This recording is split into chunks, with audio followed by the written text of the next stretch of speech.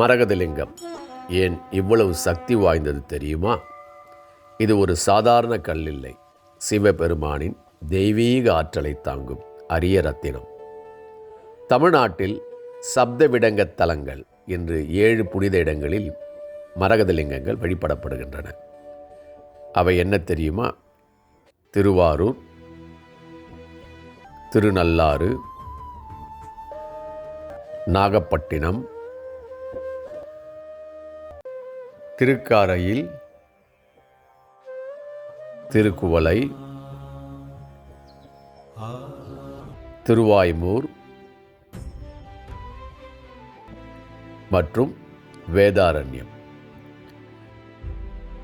இந்த 7 தலங்களிலும் சிவபெருமான் வெவ்வேறு நடன வடிவங்களில் அருள்பாலிக்கிறார்.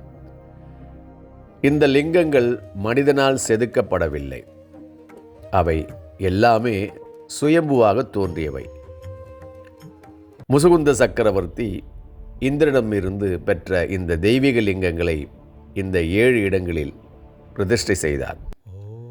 மரகதலிங்கத்தை வணங்கினால் புதன் பகவானின் அருள் கிடைக்கும், மனக்குழப்பங்கள் நீங்கி நினைத்தது நடக்கும் என்று நம்பப்படுகிறது.